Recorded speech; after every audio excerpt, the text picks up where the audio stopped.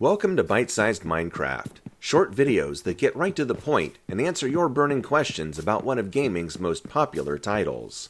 Today's question: how can I make an experience farm?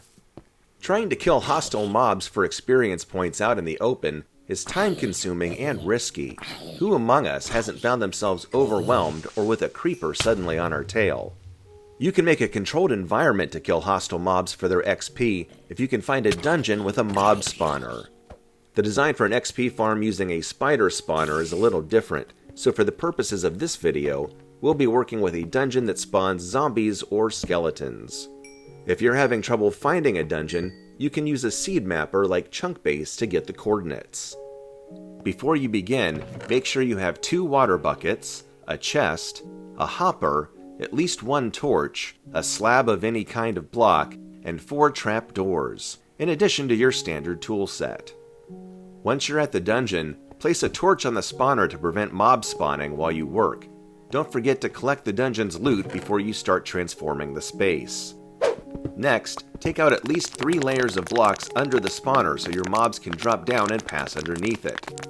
If you're too close to the bottom of the world, you'll hit bedrock, so don't attempt to make an XP farm out of a dungeon that has a Y level lower than -50. Another problem you might run into is that there isn't enough solid ground under your dungeon. If you still want to try to make it work, you can use any block to add a floor to it. Now that you have your drop zone, make sure there's a space 8 blocks long from wall to wall to move your mobs. In a minute, you'll place your water source along one of these walls, but first, at the opposite end, dig out a channel 1 block lower that's 8 blocks long running perpendicular to your drop area. Now place your water sources. If you counted right, it should take you up to the edge of your channel and drop you in. Don't forget, you can create infinite water by placing a water source 2 blocks away from another one and drawing from the space in between. At the far end of your channel, dig down at least 3 blocks and hollow out a space to keep working. This will be your grinding room or kill room. Then use temporary blocks to tunnel back up to the channel and place a water source at the opposite side. It should end at the hole you dug and drop you down into it. You now have a water system that will push mobs into the channel and down into your hole for you to kill. We're almost done now. Leave a space no more than 2 blocks tall for mobs to drop down into the grinding room. Otherwise, they'll get out of the farm and attack you. 1 space over from where mobs will be dropping, place a chest. Then, on the space where mobs will be dropping, crouch to place a hopper going into that chest. This will allow the chest to collect your mob drops.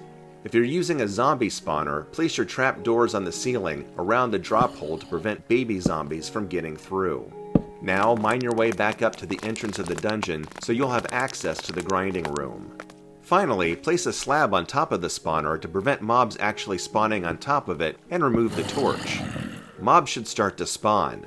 Without solid ground to land on, they'll drop into the water system below and be pushed along into the hole.